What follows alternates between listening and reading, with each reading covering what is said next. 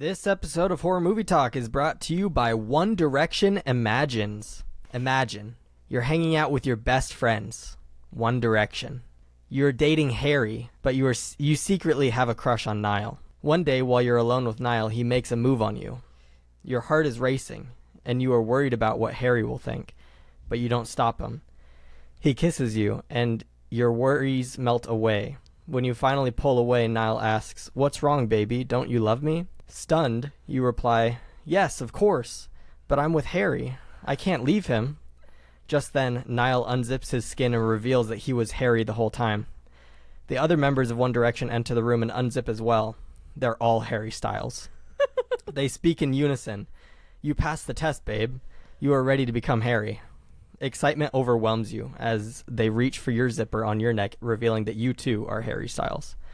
You go on tour for Fine Line until you get bored of music and star in Don't Worry, Darling, where you get to be married to Florence Pugh.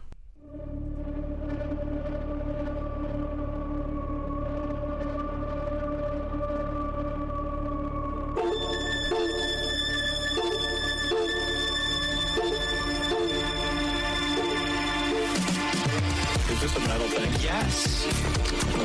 Taste. David, what is this? Pretty thick. Wreak. I kill a lot of people. Just tell me what you want me to fuck.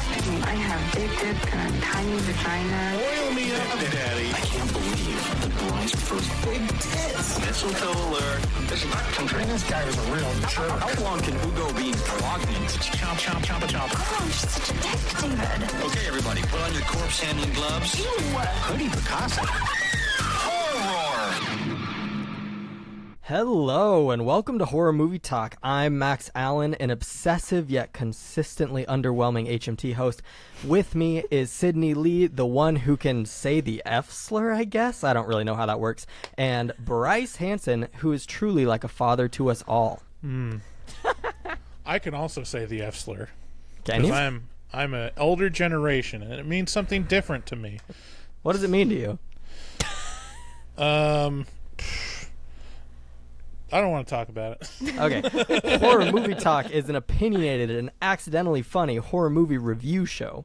New theatrical releases always get priority, but we also review older horror movies, both good and horrible.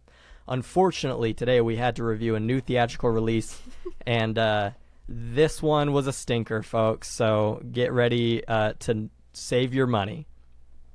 Make sure you rate, review, and subscribe on iTunes. Full video is available on YouTube. Don't be a square. Make sure to share. Also, check out patreon.com/horrormovietalk, the equivalent of the adult section at your video rental store. If you want to add your P to the community pool, go to horrormovietalk.com or call 682-253-4468 and leave us a voicemail. We've got a great show for you today, folks. We will be reviewing Imaginary. We start out by giving a brief review and our score for the movie. We score on a scale of 1 to 10. After we give our score, we'll get into spoilers and take a deeper dive into what we liked and hated about the film. Later on, we'll be playing Cora Questions and Answers, a game where I ask Bryce and Sydney ghost-related questions that people on the internet are dying to know the answers to. Hell yeah. Nice. All I right. can't wait. I'm going to have a great show. Bryce knows a lot about ghosts. I So do. I'm excited to hear his answers. Mm-hmm. Imaginary can be found in theaters now. However, after my review, you might want to think twice about spending your hard-earned dollars on this new Blumhouse release. Imaginary is a PG-13 horror film about Jessica, an artist and author who recently married Max and joined his family, becoming a stepmother to 2 girls. When Jessica's father is moved into a retirement home, the family moves into Jessica's childhood house in hopes of finding a fresh start. As the family settles in, the youngest daughter, Alice, appears to have a new imaginary friend who she spends all her time talking to. The family soon finds that this new friend is anything but imaginary as it begins to wreak havoc on the household. The movie is directed by Jeff Wadlow and written by Wadlow, Greg Erb, and Jason Oremland. My review is this might be one of the... So first of all, how distracted were you by that last name? Oremland? Oremland. Like, that just seems like a made-up last name. It sounds like a... Uh-oh. Uh-oh. You're cutting out again. Oh, fuck. So what did you think about when you saw Oremland? I thought Other about than- Utah. Yeah, just Orem. Do you think it's a fake name? It just feels very fake. Like why? Like what would the circumstances be for the name Oremland? I'm gonna Google that. There's a lot of Oremland people. There's a law group in There's the dozens of them. Bronx. Dozens. There's yeah. it originates from the UK and Scotland. There's a lot. How are you learning so much about Oremland right now? I just googled it. Well, it says Oremland family name was found in the U.S., the U.K., Scottish in between 1871 and 1920. The most Oremland families were found in the U.S. in 1920. Yeah, that's weird. Why Orem? Why are they just love Orem, Utah? It's a strange name. Anyways, I'm gonna become Max Provoland. yeah. So Jeff Wadlow, he directed. What did he direct? He produced Truth or Dare. Oh yeah, he directed Truth or Dare, Fantasy Island. So we can see the trend. Kick-Ass 2, right? Did he do Kick-Ass that? 2, or was Yeah. he just a... No, he directed it. Yeah, he directed that. Yep.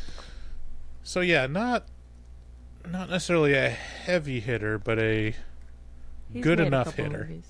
A hitter nonetheless. So far the budget for Imaginary was 10 to 12 million, and so far at the box office after opening weekend it's only made 725,000. Oh, Which is pretty bad for an opening weekend horror that movie. is devastating. You know, That's I gotta real say, bad. like for an opening weekend horror movie, like there was a decent number of people in my theater. Like, Not mine. yeah, well, yeah, I don't know.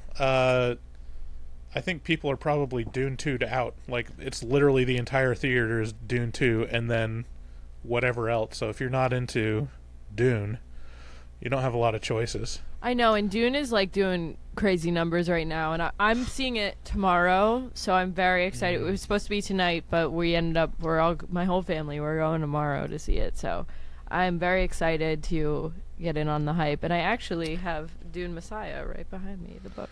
This is Are so you- weird. So, Greg Erb and Jason Oremland, their biggest credits before this was writing for The Princess and the Frog, which is impressive. That's great. Interesting. And then before, or a couple years ago, they did Playmobil the movie. What the hell is I that? don't know what that is. I mean, that's a high quality IP right there. Banger.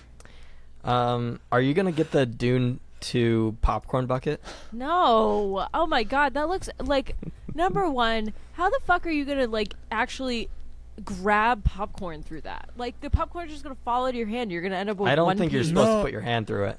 Yeah, you I are. know. So I'm joking. I'm gonna come. First of all, please buy it for me. Like I want it. Also, Because you're Regal, not gonna go see Regal it? cinemas don't. No, I've already seen it. But my theaters are Regal, and they don't have the sex bucket. They just have a regular bucket with a Dune 2 poster on it. No, it's an AMC thing. But yeah, like I actually think it's a solid idea because you know when you go in and grab like a handful of popcorn, and it's like there's the strays that are gonna fall off like the instant you adjust your grasp. Like it's just got those little teeth that are gonna like knock them loose as you come up. It's very convenient. I saw something that was like when you see the guy next to you has a Dune 2 popcorn bucket, but you're watching Madam Web.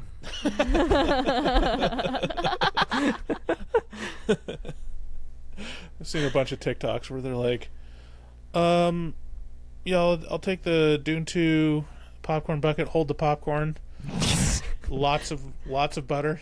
Just like, Oh god. I don't. That's an infection. That is. Well, I'm going to Showcase Cinemas to see Dune tomorrow because I'm going with my family and my dad and my stepmom. They don't live very close to me, so there's not really any AMCs down there. oh, bummer. So- Well, you won't be able to get the sex bucket either. I'm okay. Like, it's okay. I'll probably see Dune again, though, like, being honest. Like, I know that I'm going to want to see it again because, we should just talk about Dune the whole time because this movie stinks. All right, you chatty Cathys. Let me get to my review. Let's keep going. Sorry. Okay, my review of Imaginary is that this might be one of the worst movies I've ever seen in my life. The script is not subtle at all, and none of the characters talk like real human beings. It's almost like the writers knew what they wanted to tell the audience, but had no idea how to convey their thoughts other than having the characters say them outright. The acting ranges from okay to downright awful, and somehow the best actor of them all is like the 6-year-old girl, Piper Braun. So this movie could have been a tight hour and 20 minutes, but it chooses to drag on for another half hour at the end, making it feel like you've been in the theater for hours. Still, despite my criticisms, there were 1 or 2 scenes that I actually enjoyed, so I can't commit to fully giving it a 1. I'm going to give it a 2 out of 10. Yeah. Wow. I agree with your last statement. There were 2 jump scares towards the beginning that actually got me. Like, I did jump, and I was like, okay, maybe this won't be as bad as it is. And obviously, we'll get into the nitty-gritties of exactly what made this movie so bad. But, Bryce, before you were on, I told Max that if we didn't have to review this, I would have walked out of the theater. Like, even if I had, like, I would have. Like, I was not having a good time. So I sat down and then I was like, oh, it's still previews. I'm going to go get a snack. And then when I got back, there was a guy in front of me and he sat in my seat. There were like 5 people in the theater, so I don't know why he wouldn't just sit in the seat that he bought. But he sat in my seat and kind of saw that I was like walking behind him. So he moved directly behind me. And so I sat there and I was like, all right. And he was blowing his nose the whole time. And just being like, it was so obnoxious, dude. Like, I'm being so honest. Like, I understand if you have to blow your nose, that's not a big deal. But, like, he would blow his nose and then he would go, like, and I was like, is he doing cocaine behind me? Like, I don't know what's happening. It was so annoying. So I ended up moving, like, 2 seats over so I wouldn't be, because I literally couldn't focus on the movie because this was happening. And then there was another guy that was kind of close behind me, and he didn't make a fucking noise. You were in the splash zone. So. You had to get out of the splash zone. Exactly. I was like, I don't want to get, like, COVID or something. Like, what the fuck is going on right now? So, yeah, that kind of ruined it a little bit for me. But I had my pretzel bites, and I had my icy, and, that made it better. But, yeah. Dude, are you team icy? Have we not talked about ices? No. It's the best. Almost every time I go to the movies, I get an icy. What flavor do you get? Pepsi. Okay. I mix cherry and blue raspberry. Gross. That is gross. That's nasty. It's not. I would probably, if I was to do a mix, what I usually do at 7-Eleven is I get the Coke, and then the last, like, 4th, I get cherry on top. That sounds delicious. Well, that is actually a good combo because my go-to drink at the movie theater is cherry Coke. And I don't know why. Because cherry Coke is one of those things where it probably shouldn't exist. It's kind of like this weird combination, but it just hits right for me. I don't know. I love it. Kind of tastes like Dr. Pepper. No, it doesn't. Cherry Coke. Okay. Okay, we're going to talk more about ices and the spoilers. Yes, let's get through your Okay, analysis. sorry. But yeah, it was miserable. Acting was terrible. When you thought it was over, it wasn't. It just kept going and going and going, and I was like, I don't give a fuck. The CGI, bad. The practical effects, laughable. I don't even know. I couldn't even I give it a 2 out of 10. I gave it a 2 out of 10. I agree with your score, Max. That was exactly what I thought when I walked out of the theater. Wow. 2 out of 10. That's, like, horrible. Like, 1 is unwatchable. 1 is, like, well, this was borderline unwatchable. It was almost there. Wow. Yeah. I kind of liked it. Bryce, no way. Oh my God. Like, wow. All right, hear me out. Okay. I agree with all of your comments about how lazy it is and how the acting is not that great. They don't have any real heavy hitters when it comes to actors. I'll say this. It is the laziest Act 1 that I've seen in a while. And I've seen a lot of lazy Act 1s for horror movies. It's very, very cookie cutter, where it's like, okay, we got a combined family, some kind of death happened, there's a little trauma around death, and people are adjusting. It's like literally the last 5 movies I've seen have had that. I mean, Night Swim switched it a little to have it be a disability, but well, why is it always that they have to move into a new house? Is that Right. really such a cornerstone of horror movies that you have to be moving into a new house in Act 1? It's like the Exactly. same shitty formula every single time that we've seen a new movie to review in the Yeah. past few months. I've been so upset. So yeah, it's very, very formulaic, and very feels like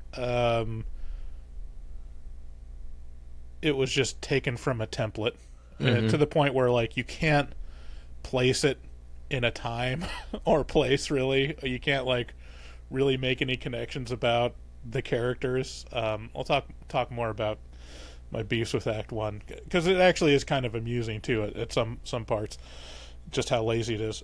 But I gotta tell you, it won me over in Act 3. I kind of liked it. You liked how it just kept going and never ended and repeated the same thing it was doing over and over? The CGI was so bad. Sure. I mean, but the idea behind it of being trapped in the imaginary world and having this nefarious imaginary character coming after you, and also I kind of loved the monster design, because I was Freddy laughing at- Fazbear. Yeah, it was fun. That's the third act was genuinely fun for me. It's not good. I wouldn't say it's great. No. Let me tell you what I liked about the third act. I liked the eyeball thing they did with the teddy bear eyeballs on the people. That was actually scary looking. Yeah, I thought it was goofy fun. I thought no, this is great. It's dumb, but And it's funny and cool. I liked that the bear was not, he didn't look right. Something about him was the bones weren't placed right in the skeleton, where it was shaped weird. I thought that was cool. Yeah, so I mean the third act, yeah, I mean it might be a little repetitive, but and it's using all the tired tropes and whatnot, but the core idea of what it eventually got to and what they eventually explain, yes, granted it was very ham-handed and very obvious and on the nose, how they explained it and had all the exposition, but genuinely it's an interesting idea, and it's fun. It's similar to I mean obviously they're reusing tropes, but similar to when in Hellraiser, when they're in the hell land and it's a maze, or several times in Nightmare on Elm Street. It's very reminiscent of those movies of you're trapped in a world without rules that's kind of controlled by this nefarious force. It's been a while since you've had a movie that have used that, and it's the artistic freedom it gives is cool. They didn't go too hard into it, but I would actually say, and they left it open for sequels. I could see someone taking this concept and making a really good movie about it. Bryce, don't tell me you're giving this above a 5. It's as compelling as Insidious. No, it is not. Take that back. Take it back. In terms of premise, Take it back. Having something to work with, God damn. you could Bryce, you could really use this. you in made me sequels. angry. I'm angry at you. I mark my words. Imaginary is going to become the next big horror franchise. It's going to be a sleeper. Imaginary 2 is going to be a fantastic movie. They're going to give it to like Ty West or someone or someone. Bryce, you're They'll give so it to- incredibly off base here. You're I so don't think wrong. Ty West would do something like this. No, Imaginary 2 by Mike Flanagan is going to rock your world, and it's going to be a staple horror franchise going forward. Well, I truly believe that Mike Flanagan can make anything good, but Right. I would've made don't this movie better, think he yeah. would choose to make Imaginary 2. That would be an odd career move, I think. All right, here's my score. Yeah, what is it? For most of the movie, for the first 2 acts, like, it's a solid mid movie. It's everything. It's cookie cutter. It's boring. You're waiting for it to get to the point, which is a solid 4 or 5 in my book. The last act, gotta say, it earned a point for me. I give it a 6. I give it a 6 out of 10. No way! Bryce, you think that Imaginary is an above average movie? Slightly. That's crazy. That's actually crazy. You know? It's above average horror movie. Like, I look at it and I'm like, I'm comparing it to The Prodigy. Like, that's my touchstone for mid movies. And honestly, most recently, Night Swim. Yeah. And I genuinely like this one more than Night Swim. No. Like, it I don't was an think so. enjoyable watch at the third act. Like, it's pretty awful for the first 2 acts. Like, it's nothing going on. But the third act, like, I got behind it. I had a fun time. I was laughing. It was good. I will defend this as a slightly better than average movie. I liked what they did in the third act. Like, I love the monster design and some of the touches. It's very cheesy and laughable, but in a fun way. And Bryce, I don't it's think better than, I honestly think it's better than, like, Five Nights at Freddy's. Like, Five Nights at Freddy's was like just a slog. Yeah, but you and it had was similar, like, you had in Josh like what it was trying to Hutcherson. do with this. Yeah, it's just. You're losing credibility in my eyes. I mean, Josh Hutcherson is like watching paint dry. It's like, Bryce, I feel like you always just are, like, certain movies, we're all on the same page, but Bryce, you're always on a different page than me and Max in, like, these divisive movies. Like, me and Max are usually pretty, like, streamlined on, like, most movies, but Bryce is always like, well, I'm the part opposite. of it is like you guys set the expectation this is going to be a god awful movie. You said it was worse than Night Swim, and so I was like, It is worse than Night Swim. It's I definitely came worse than into Night it Swim. and I was agreeing with you for most of the movie until the end. Like, compare Night Swim's ending to the ending of this. Like, Night Swim's ending just wasn't even interesting. What are you talking about? The dad commits unalive just to save his family. It's wholesome. It's so lazy and dumb. It's like, it's unearned. And and they earned their ending here. They gave us 2 endings. Maybe I Right. shouldn't say that. There was like before the 3 spoilers, endings but to this fucking movie. I was just like, stop. We need to stop. Okay, should we get into spoilers then? yeah, let's Yeah, get into I've heard spoilers. enough of Bryce's. And Josh Hutcherson is not watching paint dry. That actually, you've It's hurt like my someone. feelings. It's You've like hurt my someone feelings molded. multiple times today. You called Josh Hutcherson watching paint dry, and you said that Imaginary is basically as good as Insidious, which Josh That's- Hutcherson that's is like ridiculous. just someone sculpted mayonnaise into into an actor. we got to get into the mid-roll. All right, let's. If get you're into listening to the- these commercials, you should know that you don't have to. Guys, we have a Patreon where you can sign up for an ad-free episode. You can get early access to episodes. You can watch our other podcast called The Afterpod, where we just talk about life and other movies and stuff, and we fight sometimes, and it's cute and it's fun. Check it out. We also have a shop. If you go to horrormovietalk.com, you can buy hoodies, buy shirts, buy stickers, lots of stuff, lots of merch to deck out your family in. We need to start having full families send in like a family photo of them all wearing HMT merch in front of, like, hanging up on their wall. I think That'd that be would be cute. really interesting. So buy that stuff. Also check out our resident artist, Dustin Goebel, a professional artist who fucks hard. He also takes commissions for artwork from HMT fans. Contact him on Instagram at DGOEBEL00 and make your artistic dreams come true. Tell him HMT sent you. Again, that number is 682-253-4468. Thanks again for listening. Let's get into the spoilers.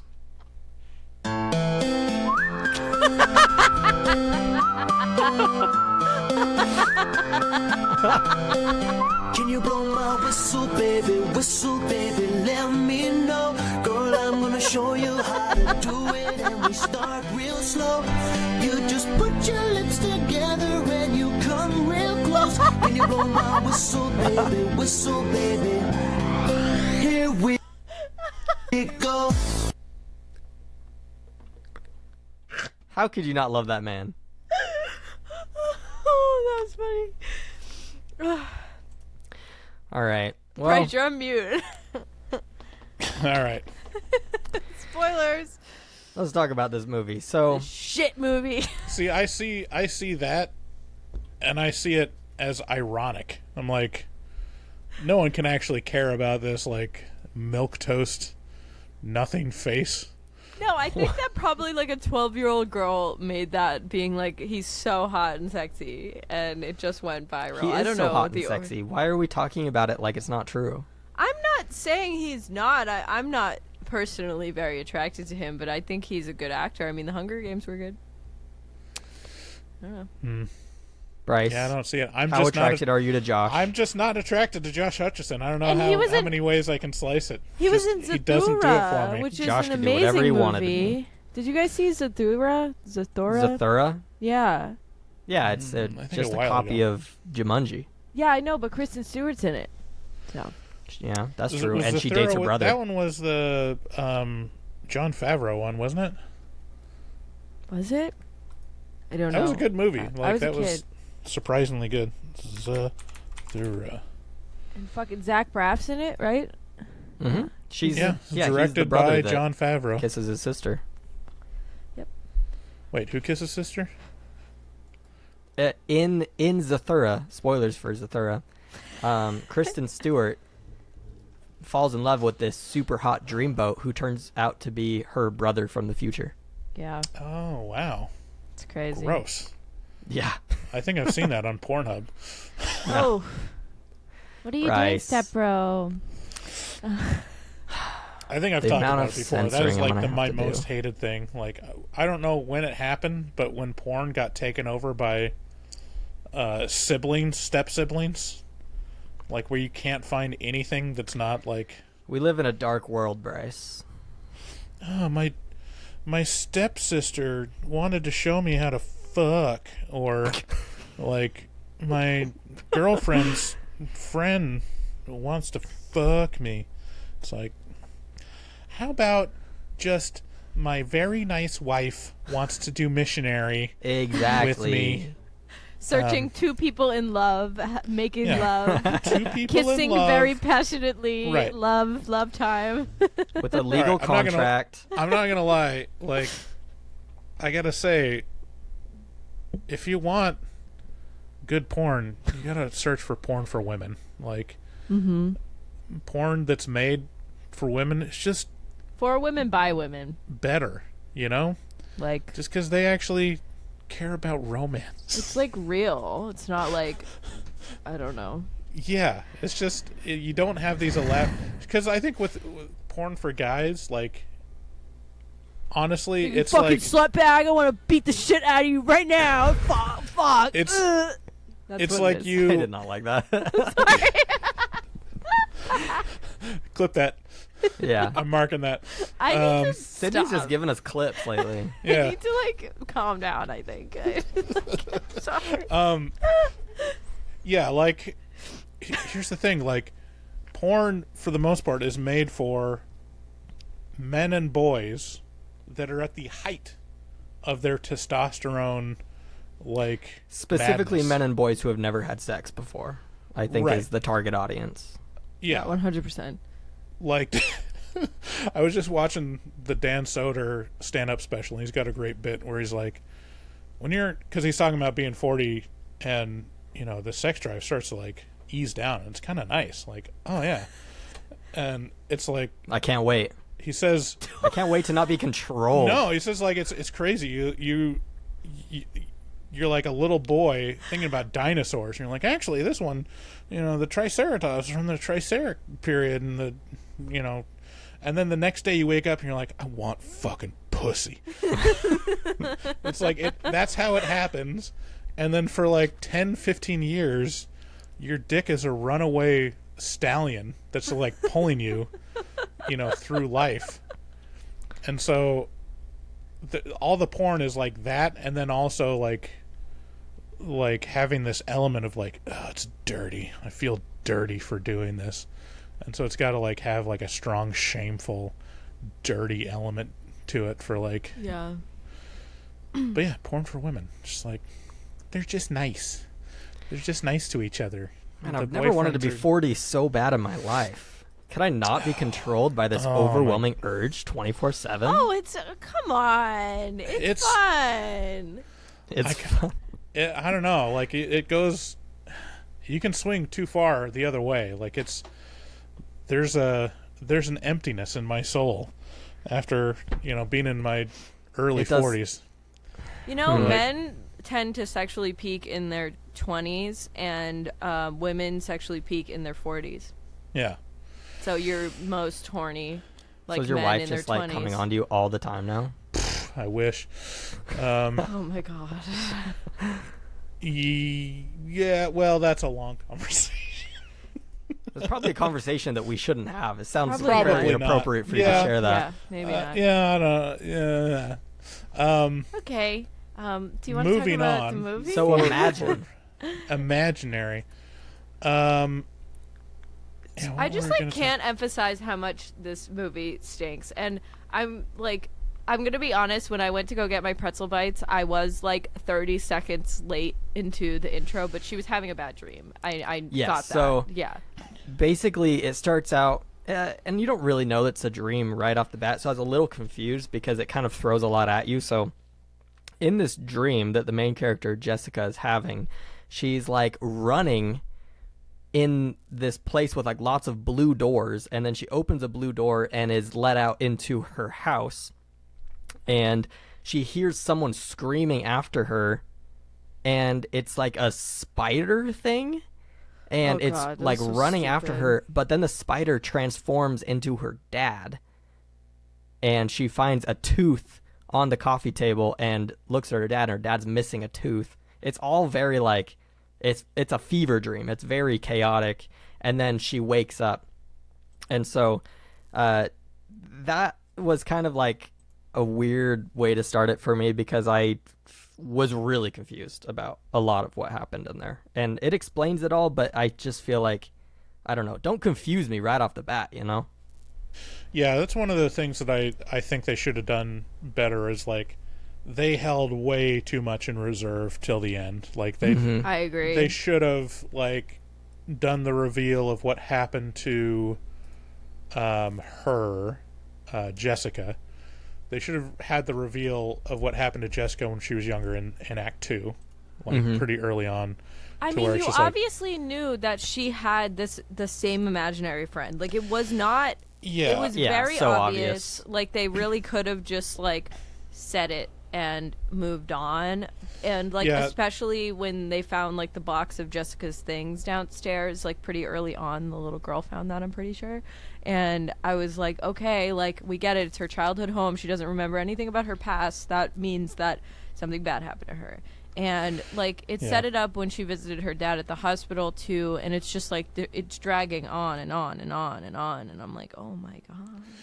Yeah, I think they like that's one thing that bothers me with movies where it waits way too long to have the reveal of the thing that's obvious from the beginning. It's like, okay, obviously her daughter or stepdaughter is going through the exact same thing that she went through as a kid, but it like waits until the third act to like reveal that, and you're like, yeah, we know, like, obviously. Like, it should have been when she went down to the basement and rifling through her thing. She should have just found the list that she made in there. Right. And then it wouldn't have changed anything. It just would have been like made it more interesting. Like she still doesn't remember what it was all about, but she knows that her daughter's going through it, and that's weird. Yeah, I agree. I had a couple things I wanted to bring up about Act 1. So they move into the new house. It's just very, very weird how lazy they are about introducing the characters, because it has the young couple, has Jessica and Max. Yep. And no chemistry. I Also- thought they were brother and sister. Like, honestly, that's how they acted. They did not act like a couple. They had zero chemistry together. Max is a nothing character. You could have done without truly him my the favorite whole part time. about this movie is when Max turns out to be a famous rock star and needs to leave on tour. It's like, what the fuck do you mean? Like, it's literally like, what do you mean by that? Like it gives you no lead up, and all of a sudden he's like, all right, babe, I gotta go on tour, hold down Right. the fort, and then he's just gone for the rest of the movie. yeah, there's so much like just convenient stuff. So like, it introduces the couple, and then it takes like a little while to introduce Alice. So you're like, oh, okay, they're a blended family, and then like, it's like 20 minutes into the movie before they introduce the teenage daughter, Taylor. Yeah. And it's not even, she just shows up. They don't even introduce her. It's like, oh, then also over here, and just the camera pans over and there's a teenager there, and you're like, whoa, okay.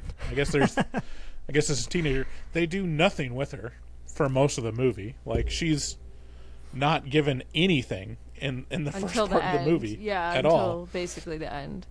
And it's bizarre. And then She's just like, I hate my stepmom the whole time, and you're like, Yeah, okay, cool. unnecessarily rude to her Right. Like, stepmom. so rude to her. Like, and my I'm sick and tired of you trying to be the perfect mom. It's like, I don't think she's wait, really what? trying to do that. So she's just very nice to you? Like, what a bitch.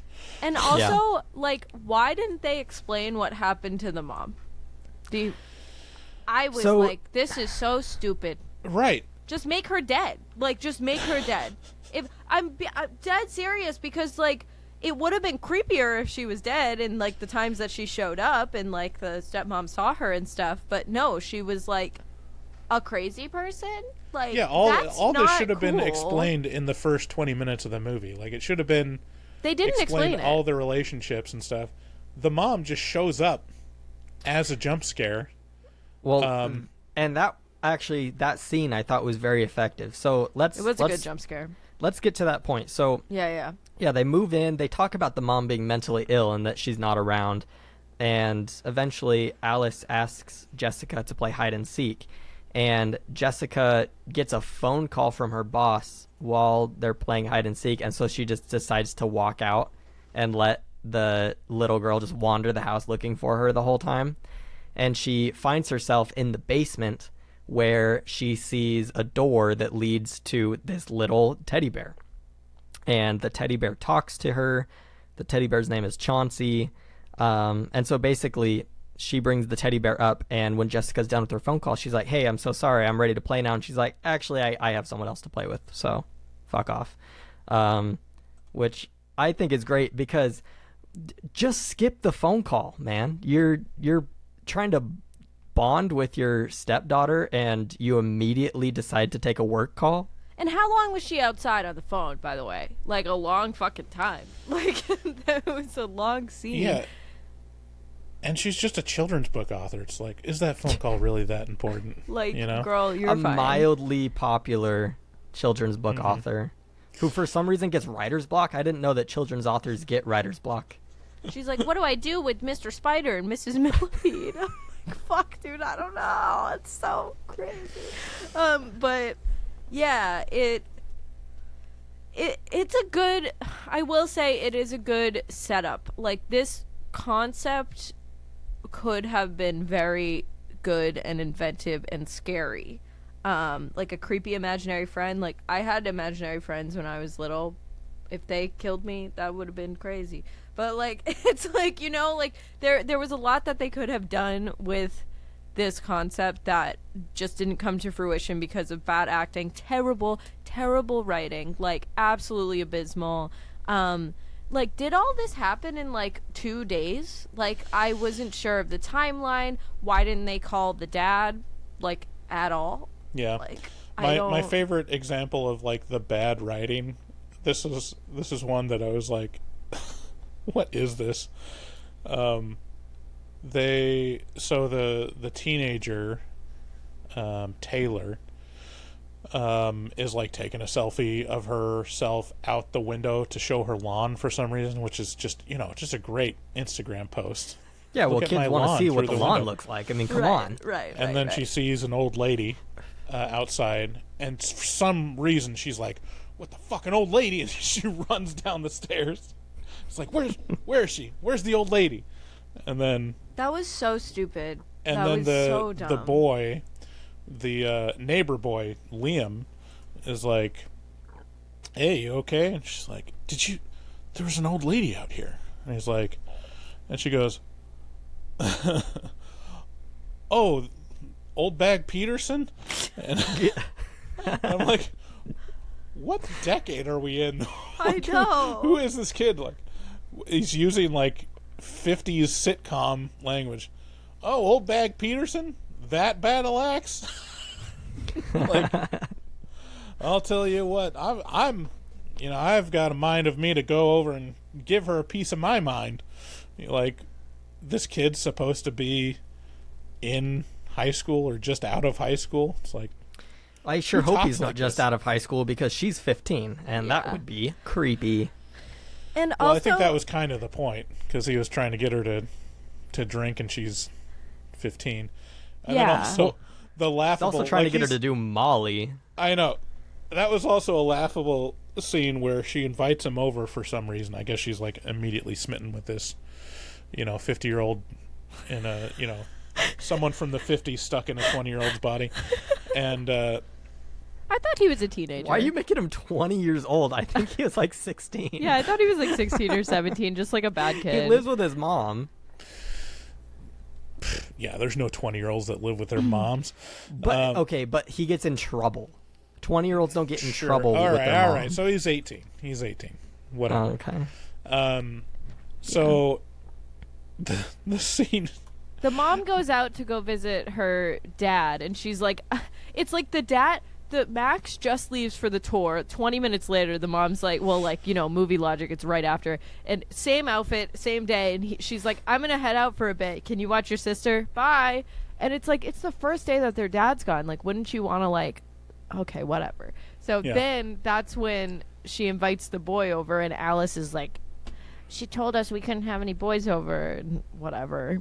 I don't know what it was. Yeah. So You guys are just jumping around on this movie so much. it's not whatever. worth treating chronologically. So yeah, he like comes into the end of the house, and there's another scene that like was laughable to me where he's like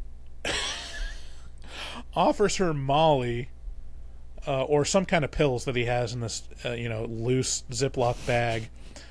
And then he sticks out his tongue, and the pill is on his tongue. And I'm like, But he's been talking for like 5 minutes. yeah, I'm like, what? So he prepped this to like be able to do a cool move. He just Where got he it shows her underneath the his pill. tongue, and he's like trying to talk like this so he doesn't let it go out. And then he like flips it around and he's like, ah. Pretty cool, huh? She's just kind of like, what the fuck? Yeah, it's just a lot of like bizarre choices like that. We're just like, what is this? This is so lazy, and it doesn't feel real at all. But like with all What? these like quote unquote jokes, I'm going to be See, so that's the honest. thing. I don't think it was a joke. I don't think that was played for. I think they were genuinely, seriously wanting it to be like a cool thing. Then he shows them like, But even when they revealed that it was like allergy pills, like I didn't laugh once this movie. This entire movie I did not laugh one time, and like no one in the theater made a noise except for the guy blowing his nose behind me. Like that was it. Like that was like no I one actually made did a noise laugh in the theater. really hard at one point because later on in the movie, they keep saying CB, CB. What does it mean? And I turned to my friend who I was here, and I was like, it's Chauncey Bear. And then immediately they're like, Chauncey Bear. And I laughed so hard. I couldn't believe that I actually called that. I can't so believe funny. they spent so long being like, what is CB? Because, like, the bear's name was fucking Chauncey. It's like, let's Chauncey. just put the It's a fucking bear. pieces together, guys. Like, Yeah, oh my that God, was it's like a whole crazy. thing where it didn't even feel like they're trying to lead up to it at all. It was just like in the moment when they were doing the reveal, like, oh, actually, also this.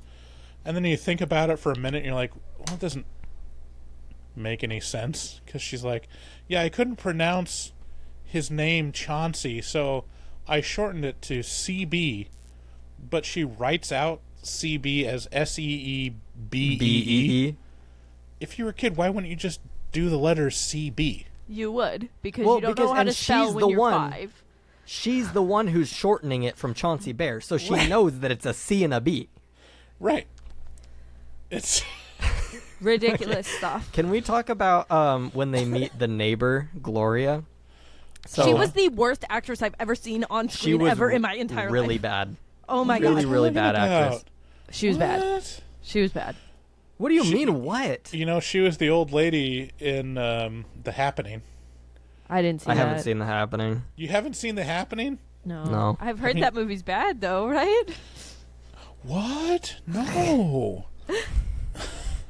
But she was a really bad actor, and I was like, I know you're supposed to be like kind of creeped out by her, but it just wasn't working because her line deliveries were so god awful that I was just like, Yeah, this is like one of those horror movie characters that's just purely utilitarian to be the exposition of all of the supernatural stuff. Yeah. Just like, well, oh. some of her lines are incredibly hilarious. Like what? Well, okay, so she meets Jessica, and she's like enamored with Jessica for some reason, and she's like, "Oh, I've read all your books. They're children's books." And something she says early on is like, "Oh, and your dad was a big fan of your books too. He would sit on the porch and just devour your books." And I'm like, "Devour the children's books? They Yeah. have 10 pages tops." Yeah, They're really devour 'em. compelling. He got through the entire catalog in 3 Yeah. minutes. but The 6 children's books that she's read or The- written. the neighbor says that she used to babysit Jessica, and so Jessica, Yes. but Jessica's like freaked out about this for some reason, and I'm like, just because you don't remember something doesn't mean that like it's weird. Like, I don't know. Jessica was just a very strange character to me. She was very dumb, and I understand like the dumb horror movie thing where it's like you need that for big reveals on stuff, but like it was like she was just like, I don't know, the whole movie, and it was like, how about the boxes of your shit that's in the basement that you saw 20 times? Maybe you should like go get those things and like figure it out. Like, why do you have writing all over the walls in your house? Maybe you should look at it and like read it and see what's going on. But should we get into like the actual like haunting, like the yeah, so whatever? I do want to touch on when that kid comes over, the guy. So he drops a whole bottle of liquor on the floor trying to be cool, and just accidentally it slips out of his hand and drops it. So he's got to go upstairs to get towels, and he decides that he needs to pee really bad, so he starts peeing, but then it does that thing where like he's watching the string go up to the scary thing, and he like can't see the scary thing because he's got to follow the line of the string all the way up, and he's like, oh! And then he pees on himself, which is hilarious. And then he wipes his hands on the towels that he's gonna bring down to the sister. Yeah, there's a lot of tropes. I mean, this is like one of those lazy horror tropes where, yeah, people's field of vision supposedly is just the frame of a camera. Where it's like, if I was to look down at the ground, I could still see the top of my screen. Yep. Yeah. You know, and so like I can look over there and still see you guys. Like, yeah, so like the frame as it's like coming up and like panning up to this bear under a towel, like if you think about it for half a second, you're like, well, you can see that towel the whole time. Like if he's looking in that general direction, it's not like he can be surprised. And so there's that.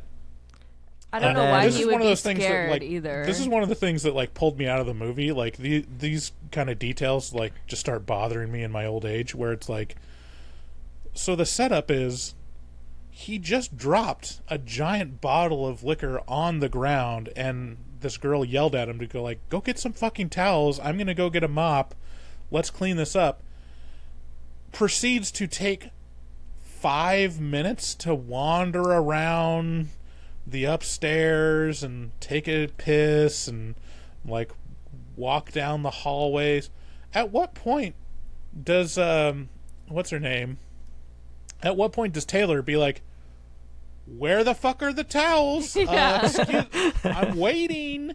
You know, like, so that whole thing, that's what bothers me is like in horror movies where it'll have a, you know, scary scene that they just take as a scene that's unattached to the rest of the movie. You could play it as a short film, but within the movie you're like, where did everyone else go? I'm like, why is no one asking questions about where this guy went and where's the fucking towels? Yeah, And he leaves the bathroom, he doesn't take the towels with him. I know. And then they I think this whole scene was for the trailer because most of the trailer was this scene with this kid, so I think that they purposely did that. But I do like trailers of movies that have scenes that aren't in the movie. Like they do that a lot too, and I like those because then you're more surprised about what's happening in the movie than seeing something in the trailer. But yeah, so The only downfall of that is if the scene in the trailer is scarier than anything in the actual Yeah. movie. That's true. That does Well, happen too. And so, yeah, the big part in the trailer is he's in the hallway and he turns around and Freddy Fazbear just jumps out at him and screams really loud, but then he's just fine. Nothing happens. And so, yes, you heard me right. This movie is FNAF Part 2. See, this is where it started getting me. I'm like, all right, I'm on board because it's so ridiculously over the top to have like the teddy bear turn into like this grotesque old god monster coming after him. Yeah. I And mean, it's like, I don't know. it's great. It's good fun. At that It's point, not you're good like, fun. It's not good fun. No, It's really. not good fun. You're lying to The yourself. bear eats the old lady. You weren't rolling on the ground with I was like happy the light. about that. I when was the happy bear because ate she the was old lady? fucking annoying. Like I Yeah. was like, good, she deserves that. But I thought so. Basically, the thing with the teddy bear is that this was like a good setup in my mind. That like I don't know if they did other things, it would have paid off more. But the teddy bear has like this scavenger hunt for Alice that like. Yep. He needs her to gather all these things. It's like something happy, something sad, something that scares you, whatever. And one of them's like something that hurts you, and she's like about to drive a rusty nail into her palm, and Jessica catches her on time. And also, like, this was funny too, that at first the bear doesn't talk. Alice is just talking to the bear. And then the bear starts talking through Alice for some reason. Yeah. And then when the therapist comes in because they think something's, wrong with Alice, then that's when you get like the ventriloquism thing. And that was so funny when the therapist was like, has she taken up any new hobbies like ventriloquism? I was like, oh, but what kind of, who wrote this? I love Who that the wrote bear this? sounds so stupid. He's like, kill. Chauncey loves Alice. Like, Chauncey would never hurt Alice. See, here's the thing. Like, I love all of that. I just wish they would have used it.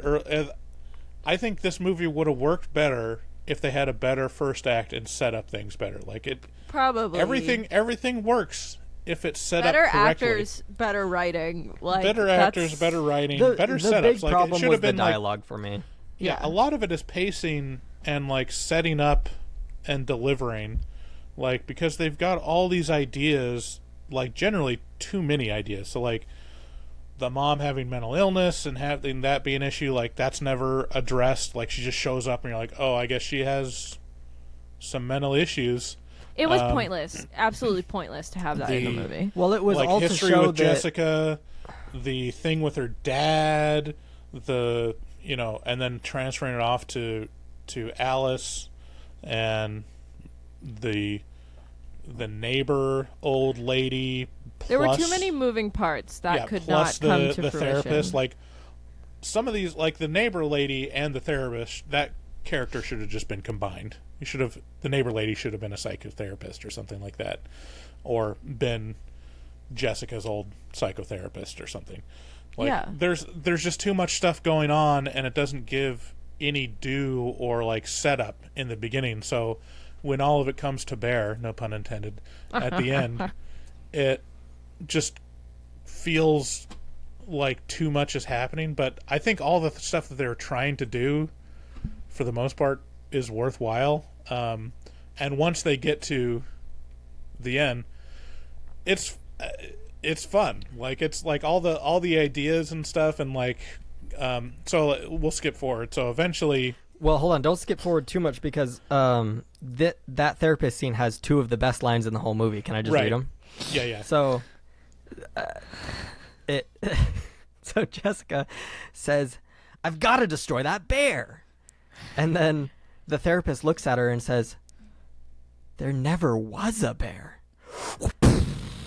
Which And honestly, then everyone's I wasn't mind expecting that. exploded. I wasn't expecting it. I honestly wasn't, because like I don't know, it seemed like everyone had seen the bear, but then Alice starts freaking out and she's like, "Taylor, you know the bear that Alice has?" And Taylor's like, "What are you talking about?" And then you get the flashback scenes of like everything. You watch the video that the therapist was taking, which why is this therapist recording her children? Because she needed to show everyone about the kid who cut his thumb off. Like, it's like it's all very tropey and formulaic, but Well, But when you- she's showing the kid who, my personal favorite part of the movie, and this is like one that got me to laugh, which was like, it should have had more of this kind of stuff, was after Jessica turns to Taylor and she's like, "Back me up here, like it's the bear. You saw the bear, right?" And she's like, "What are you talking about?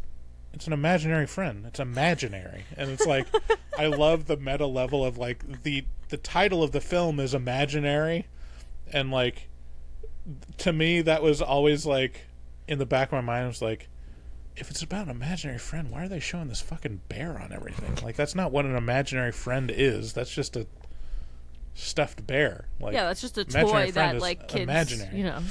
Yeah, Yeah. so I actually kind of love that moment because it's like, yeah, it's imaginary, stupid bitch. Another Besides line the that I thought jump was scares, funny- Sorry, go ahead. Oh, sorry. Another line that I thought was funny from that scene is when she's showing the kid who cut his thumb off, and then she's like, "Yeah, that kid, he left like a week after this, and no one ever saw him again." Yeah, he went missing. And I was like, and he's "Whoa, gone. whoa, he's just gone."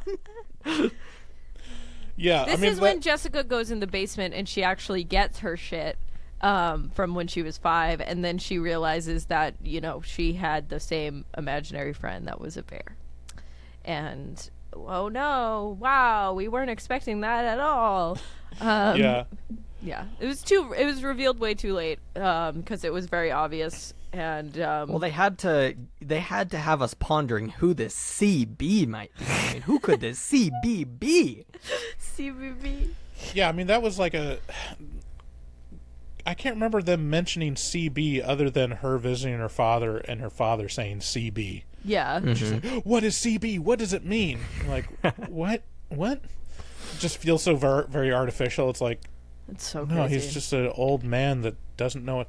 He doesn't recognize who you are. Who the fuck cares about what CB is? Like, why latch onto that as the important information? Also, this has nothing to do with the movie, but when they said that the bear's name was Chauncey, my friend Megan has a snake named Chauncey. So I was like, oh my god, it's like the snake. But no, just a little different. Should have been Chompsley. Chompsley. Aw, that would have been So cute. this is when Alice goes missing, right? This is kind of like we're going into the third act here. Yeah. Alice goes missing, and nobody calls the police because why would they do that? That would just be wasting time. No, We got to they get to the did. good stuff. They did call the police. When? They said the police are looking, that you saw the police car. Yeah. Oh, Yeah. I must have missed that. I just all I see is them running around the neighborhood, and I never saw the police. So I guess I got confused there. Actually, But shockingly accurate. You call police on your lost, daughter, and like, huh? I don't see her either. Yeah, no one sees her. We'll look into it. Yeah, we'll look into it. Did you try looking around the neighborhood? Did you drive around? No? Yeah, do that. Well, if anything comes up, we'll get back to you. Yeah, we'll let you know. A police report has been filed. Here's the number. Yeah. Yeah, this is when Jessica starts, like, she thinks about what's on the walls, and she just takes paint and starts painting over SEEBEECB, and she just paints and paints and paints. This is not constructive. Taylor gets taken in by the old lady who has been studying this shit since Jessica got taken. So she's like, Jessica got taken into this other place. I don't know how she got there. I've been trying to find my way back ever since. Well, she said, ever since I happening. learned about Jessica's imaginary friend, this has been my life's work. Yeah. What? But- Why? But at least Taylor's doing something productive and will probably get them somewhere. Jessica is literally painting her walls. Like, bitch, you're not gonna find an answer because you didn't. And then they all come over and the old lady talks to them and they figure out that the list is like the offering that you need to give this demon. I don't know. Yeah, I kind of love the concept of, like, the demon is teaching the little girl to do, like, a ritual sacrifice. No. She does, like, witchcraft in the basement. Right. Okay. taken. Also, to go along with this, why does the little girl have a huge burn on her arm? Her mom burned her. Yeah, her mom burned her. Did they say that? I think so. When she's, like, talking about her mom, she, like, touches her arm and, like, pulls up her sleeve, and it's, like, implied that her mom hurt her. Yeah. Whatever. Yeah, it's dumb. There's a lot too of stuff. many aspects of this I love the old lady. movie. It's like, because she's not. They don't even set her up as, like, a respected scholar. She's like, No. oh yeah, I've written, like, scholarly articles, self-published, that no one has read. It's like, so wait a minute. Does she have, like, a trust fund or something? Is she, like, how is she living? She has a nice house. She's a single old lady that just writes self-published research papers on a little girl's imaginary friends. That no one reads. That's and implied, just the too. history and anthropology of imaginary friends in different cultures. Like, okay. So yeah, this is all to get to the ritual where they open up a door and there's a blue door. They couldn't have red door because Insidious already It was already did that. taken. Well, I was just about to say, we are now getting to the point in the movie where the older adult who has been to this horrifying land forgets that they went there, but then the young child goes there, and so the older adult must remember that they went to this horrific land and go back. So we have now transitioned into the Insidious part of this movie. Right. Yeah. Ah! Yeah, it's very, very much Insidious. Except They go. Insidious is way better, and the further is so scary and spooky. in the Insidious first is way movie. better than this Way movie. better. Mother. Yeah, it's kind of like there's a little bit of a disconnect in this imaginary land where it's like, oh yeah, this is the imaginary land where you could. I love that the old lady kind of like goes off her rocker immediately. She's like, you can do anything, we can conjure up anything. But it's like, so the subtext is Alice is creating this world with her imagination, but why does Alice create like this maze like? No, that always exists. That's just what it looks like. Behind the doors are what's your imagination. That's Okay. what I got from it. I guess, but Yeah. either way, they're like, it was pretty creepy, you know. And if that's like, I guess once they got to Alice and she's like in her like room with a bunch of presents, like that makes sense. Like they should have leaned more into this is a fairyland of Alice's creation. I agree. But yeah, so they go in there, and old lady goes crazy, and they try to find Alice, but then lurking around the corner and in different rooms are like the monster Chauncey Bear and this spider thing, which is a little confusing because they're saying that Jessica's imaginary friend is the same as Alice's, but there's two distinct characters. There's Chauncey Bear, Yeah. CB. which is the scary bear, Yep.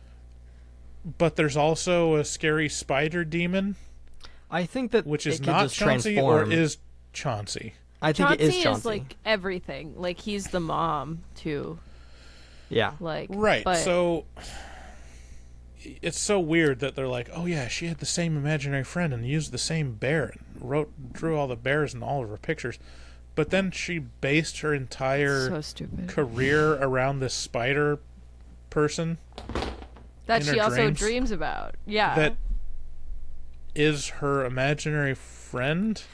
Well, this is I don't know. also something I wanted to touch on is this is kind of when we learn the motivation of the imaginary monster, right? It is made apparent that Jessica's imagination is so powerful that the demon just needs it. Like Right. it's like delicious candy to the taste. Right. And what does she Delicious use to her the taste and highly desirable. what does she use her infinite ability of imagination for? To write a few children's books. That's about as far as it gets and her. draw. And she's draw not the like same famous thing. either. The She's not like the least creative. Yep. I mean, let's be honest. Children's books. Yeah. Do we really respect children's books authors other than Dr. Seuss? Is there any children's book author that you're like, wow? There is Great. like I will say like the Neil Gaiman chapter books, like the Graveyard Book and Coraline and stuff. Those are good, but those are chapter books. They're not like they're not kids books with drawings and shit in Yeah. them. I mean, she's not even. It's not even like she's the best. It's not like she's a world-renowned, Yeah. famous, rich author. She Right. just They're just is some like normal okay. people. Like she Yeah. gets published, Uh-huh. and that's about it. And she has the greatest imagination of like the whole world, apparently. Yeah, and all the books are the same characters. It's Yeah. literally a caterpillar. She has and one a spider. series. Yeah. Yep. Her creativity knows no bounds. Yep. And it's also revealed that her dad tried to save her when she was a kid and pull her out of the imagination land, and accidentally looked into the eyes of the demon and saw the imagination of all the children who have ever lived, and it broke him. fried his brain. Right. That's why she couldn't live with him anymore, and that's why he is now in like an assisted living place. Right. But okay, so Yeah, going back, I love all the concepts. It's like such a, like they threw everything at the wall, and at the end they're like trying to pay off all this stuff, which brings in some genuinely surprising and amusing moments to me, like the part where the Spider-Man is looking into her eyes and she's getting caught in his deadlights, and you're like, this is so dumb. it was stupid.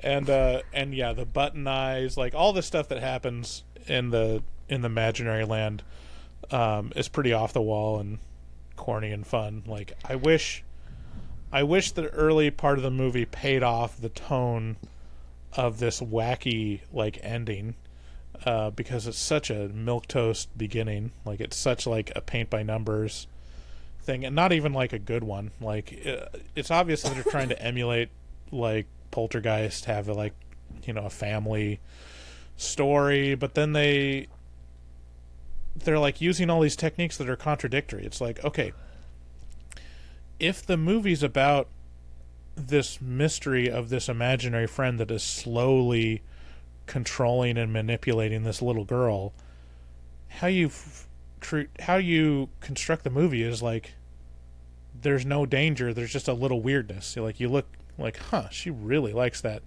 bear.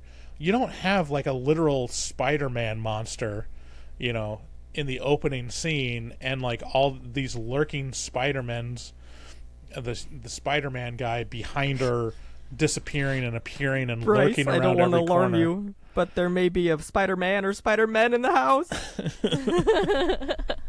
And so it's just like, okay, which are we doing? Are we doing the slow roll, or are we doing like danger lurks in every corner and is going to jump out at you? Like they're trying to do too much with too little, Yeah. honestly.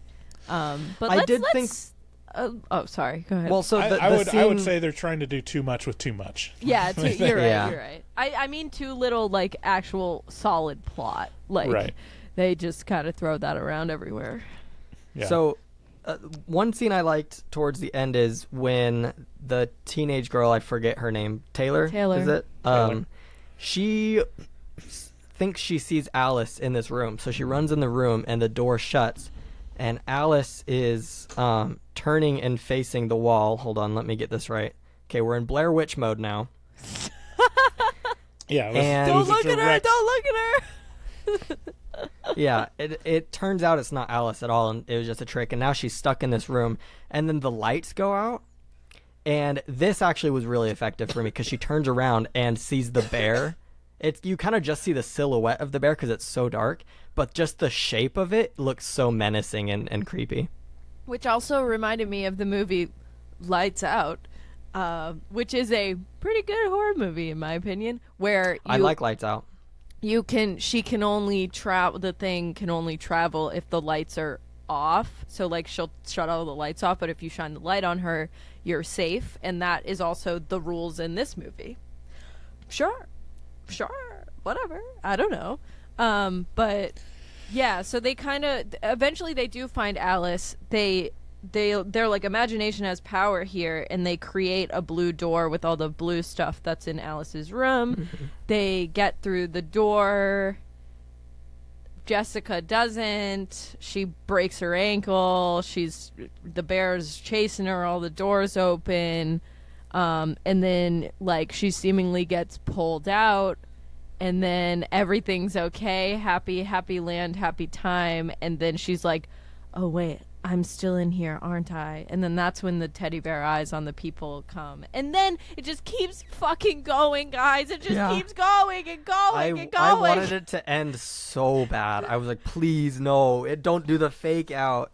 Although it's probably good they did the fake out, because the dialogue during the like fake part was so bad that I was like, oh, thank goodness that's not canon. That didn't actually happen in real life. Like, everyone it was is just super like, corny. we love you, and you did such a good job saving us. And the lesson I learned was that I should always trust my stepmom. And She's like, oh, fuck, this isn't real. You wouldn't be this nice to me.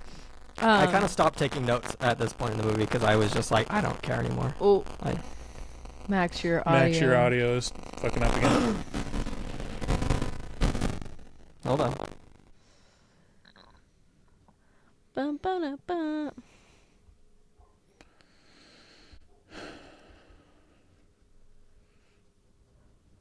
I know that we'll cut out this part, but I just want to say I checked my phone and we got a comment on the last Instagram picture. Good God, I miss David.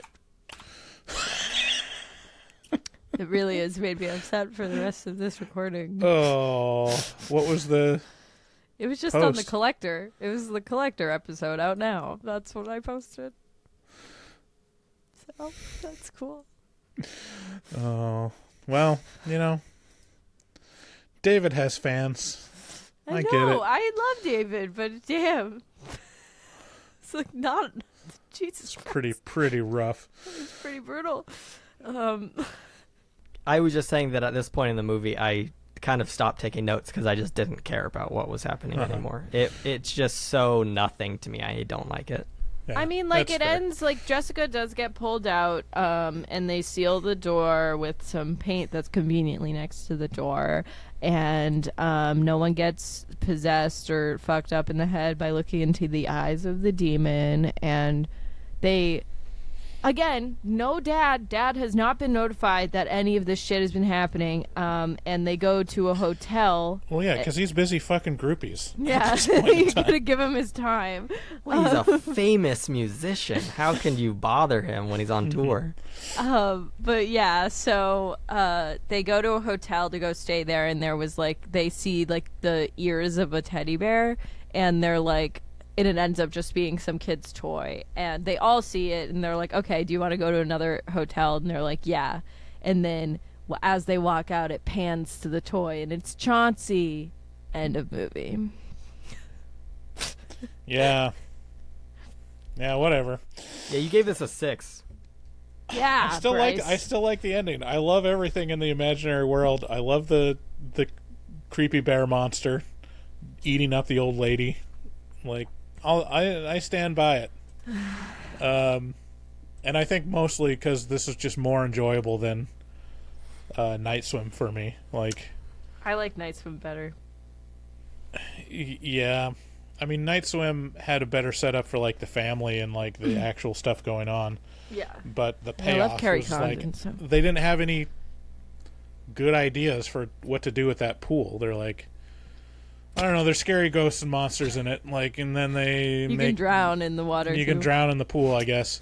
Like, that's the threat, and the inverse is like, yeah, I guess we got some characters. Who the fuck cares?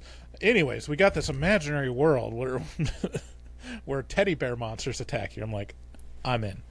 I'm in for teddy bear monsters. I'm excited for the franchise. There's not going to be a franchise. There's absolutely no way that they make enough money to make a second one. We'll check back in like a month and see what happens. They spent like $12 million to make this and haven't even made $1 million back. I can't even believe it was $12 million. That's too much. Also, if I had $12 million, I could. If I had $12 million, I could do something. That's all I'm going to say. I could make something happen. I just live off the interest. I'm talking about a movie. I can make a good movie. Okay, I see. All right. Well, who would like this mid-movie? I think that teenagers Apparently and Bryce. people who are new to horror movies would probably enjoy it. I imagine myself, like, if I was 15 and I went to see this, I'd probably like it. I don't know. Kids are dumb, so. Yeah.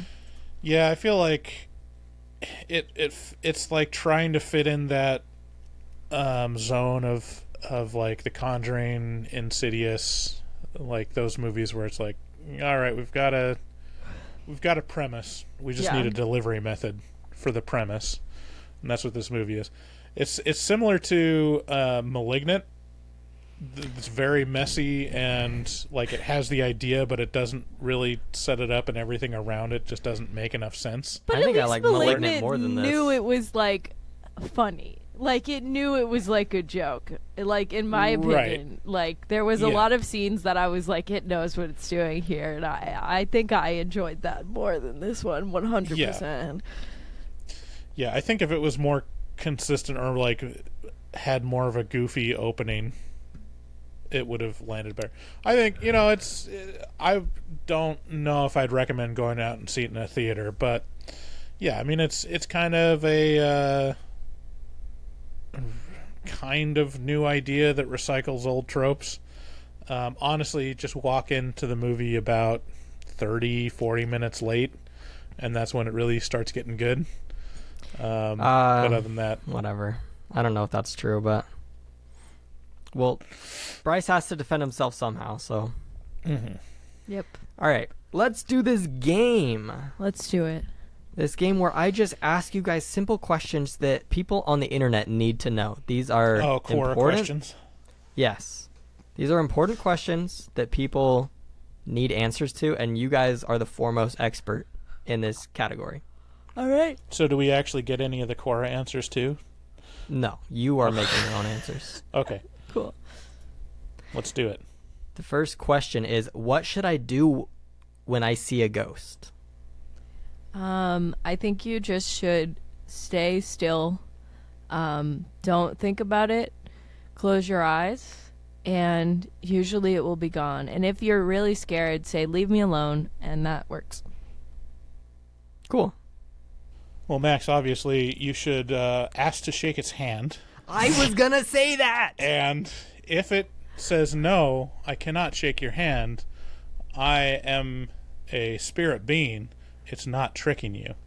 And that means it's one of the good ones. And if it tries to shake your hand and you can't feel it, it's an evil spirit. Right, right. Or if it's resurrected, you can actually feel its hand and it's one of the good ones. Wow. I'm Right, so Max? glad that you said that, because Thank you. I was Thank literally you. about to say that. Yeah, that's the correct answer. Okay, I'm sorry. Moving on. I'm sorry. I'm so confused. We're not explaining. We're not Next explaining. question. No Okay. How do I context get given. over my fear of ghosts? Just don't think about it. Because if you're afraid of I don't think you should be afraid of ghosts, because they can sense that and then they'll probably haunt you harder. So just don't think about it. So here's the question. Have you experienced ghosts, or are you just scared of the idea of ghosts? Like, is a I ghost think they're just attacking scared you? of the idea. Yeah. If you're just scared of ghosts because you think ghosts are scary, but you've never actually seen any evidence, you're just like, oh, I'm in a dark room, this is scary. My advice would be to grow some fucking balls. And, suck it up. Ghosts aren't real. You're not in danger. Turn on the light. Ghosts are real, so you can Ghosts aren't stop real. with that. Okay, what's your proof? What happened to you, Sydney? I have seen a ghost. So my Nana's house is, I wouldn't say haunted because it's her late sister. So it's like my great aunt that I never met. And my mom has seen her. My dad has had weird shit happen in the house he grew up in. And I have seen her. Well, not technically seen. So I was sleeping over my Nana's house at Right. Listen! Not listen technically. to the story! You Well, I saw it didn't with see your her, but I spirit felt her. eyes. Okay. So my mom's story is she was pregnant with me, and she was sleeping on the futon. And even though she was pregnant with me, my Nana did not allow my dad and my mom to sleep in the same bed. So because Like a good Catholic. so That makes sense. exactly. So my mom was sleeping on the futon, and in the middle of the night, she woke up and she saw my Nana standing over her, and she was like, "Joanne," and then she, didn't say anything. So my mom just rolled over and went back to sleep. So in the morning, she was like, "Joanne, what were you doing? Just standing over me?" And my Nana was like, "I slept all through the night. I don't know what you're talking about." And my Nana and her sister, like, basically could have been twins if they weren't so far apart in age. They looked exactly alike. So that was my mom's experience. And then when I was sleeping over, when I was probably like 10 to 12, in the middle of the night, I woke up, and in the doorway, I saw, it was dark, but I saw, like, who I thought was my Nana. And I just heard really heavy breathing, like, and I was It's like, just like listening to horror movie talk. yeah.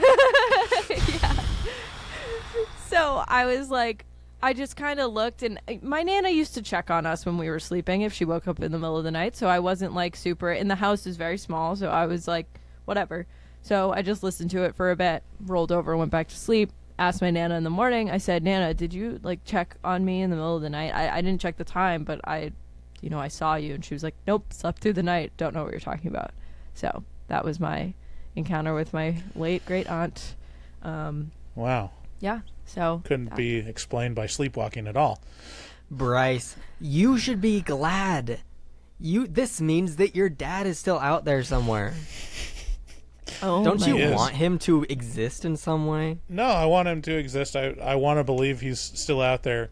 I will say, if there was, like, the circumstance where, like, in Ghosts, they talk about, like, no, you can come back. It takes a lot of effort to, like, come back and, like, to affect the land of the living.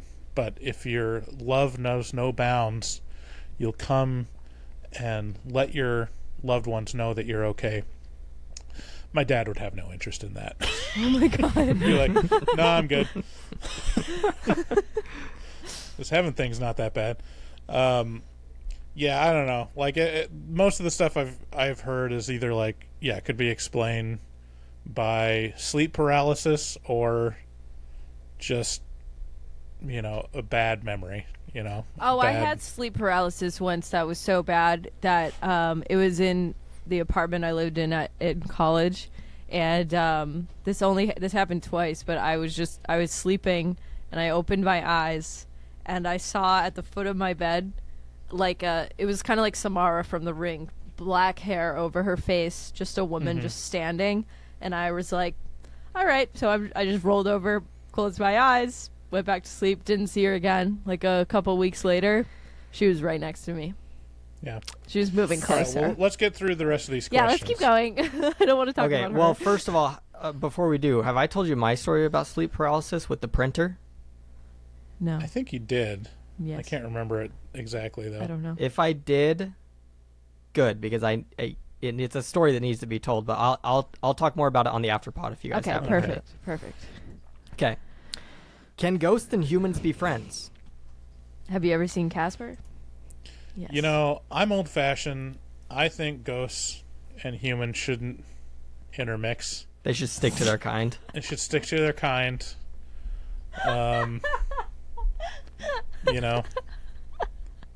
That's fair. All right. Next question. Let's skip a few of these. If I'm circumcised when I die, will my ghost have a foreskin? Oh my god. Your I think ghost is who you were the day you died. Like that's the logic I follow. That's is whatever you were interesting wearing. lore. Yeah, that's how I see it. Yeah, I think. I think in the resurrection, the foreskin is probably reunited with. That's that's what I'd going like to be. believe. It's going to be a great. So this is what officially happens. When you die, your ghost meets up with the ghost of your foreskin in the afterlife. Oh my god. It's a And you wonderful, guys come back joyful together. meeting, and your foreskin resorbs into your penis, and then in the glorious resurrection, Yeah. like your body will come out of the grave, and then from somewhere around the world, like your foreskin will also come out of the sanitation pit and start crawling back like an inchworm back to your body. Okay, I've got to admit, I didn't find that one on Quora. That one was for me. I just Okay. needed to know. Well, I hope Thank it brings you you. comfort. just- The ghost of your foreskin is waiting for you. I mean, imagine being born and someone just takes away a body part. That's just... I never got to know it. I never got to know how good it could be. Right. It's okay. You're fine. All right, next question. Do ghosts come at 3 a.m.? That is the witching hour traditionally. So. Oh, yeah, the witches come at 3 a.m. But in The Conjuring, Where do they come to, though? They can't No, come they just- everywhere. they they come just- inside you. No, they come. They come. have an orgasm at 3 a.m. Every witch. Why do you think there's so many witches? This is interesting. The devil makes them come at 3 a.m. Okay, witches and the devil, that is a myth. That's a, well, I mean, Is it? I'm sure there are some witches that do practice black magic, but What are you, most a of it is witch? white magic. Wow, that sounds like Leave me the fuck alone. How about witch that? speak. Hold on. She's starting to talk like a witch here. Yeah. I've seen plenty of I can read your cards in the illustrations of Astropod. witches dancing around the fire of the devil. Pretty sure that's a don't- big part of it. I don't need to seek advice from peeping wizards, okay? I don't need that in my life. I go to Salem, Mass often. That's all I'm going to say. You know what was fun? My wife was looking through her genealogy, and she found that she has an ancestor that lived in Salem, Massachusetts during the Salem witch trials. And That's so cool. the guy, there was two. There was like the younger guy, which was probably in his like 40s or something during the time, and then the older guy that was an elder of the village. And so we're like, he was responsible. we're like, Uh-oh. Bad. And so she was like looking at me. He's like, That's some bad juju for the and whole then family.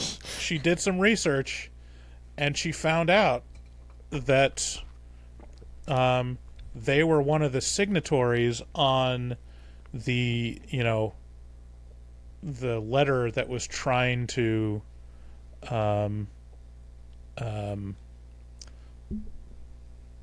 what do you call it? Like, it was like a character reference of the women accused of being witches. They're saying no, they're good people, and they're in good. Like her ancestor was in good social standing. In his obituary, was talked about how he was a man of principle and stuff. So he was one of the good ones. We're like, that's very nice. Good. How nice is that? You avoided that one. It'd be like Yeah, but finding how many out slaves like do they have?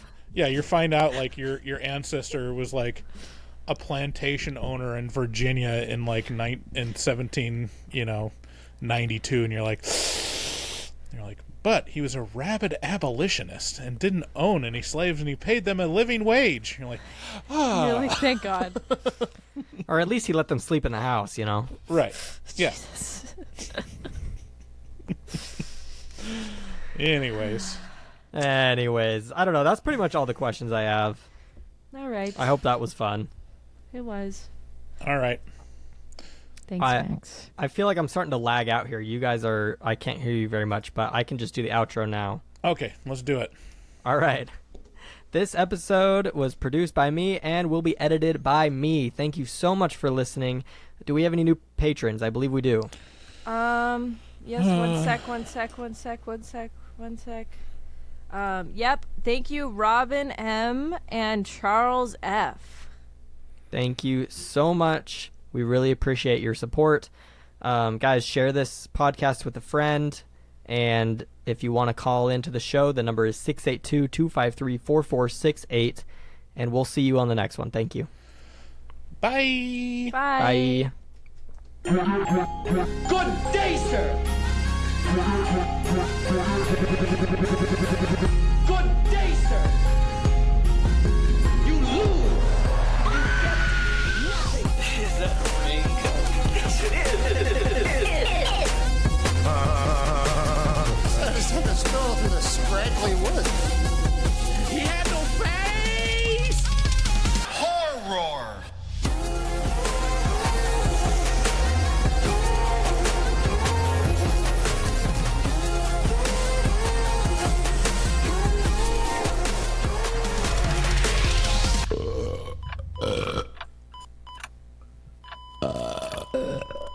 Wow, that didn't sound good.